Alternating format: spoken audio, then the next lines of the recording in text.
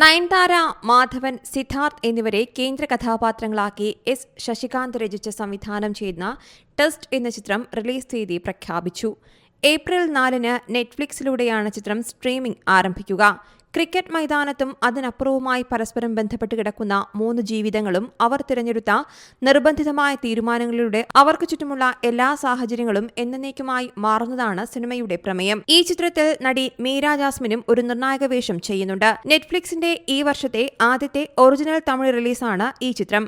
വൈനോഡ് സ്റ്റുഡിയോസിന്റെ ബാനറിൽ ചക്രവർത്തി രാമചന്ദ്രയും ശശികാന്തും ചേർന്നാണ് ചിത്രം നിർമ്മിക്കുന്നത്. ഭ്രമയുഗം, കടസീല ബിരിയാണി, മണ്ഡേല, തമിഴ് പടം 2, വിക്രം വേദ മുതലായ മികച്ച ചിത്രങ്ങൾ നിർമ്മിച്ച് ശ്രദ്ധ നേടിയ നിർമ്മാണ കമ്പനിയാണ് വൈനോഡ് സ്റ്റുഡിയോസ്. 10 വർഷത്തിനു ശേഷം മീര ജാസ്മിന്റെ തമിഴിലേക്കുള്ള തിരിച്ചുവരവ് കൂടിയാകുകയാണ് test. News desk Zee Malayalam news.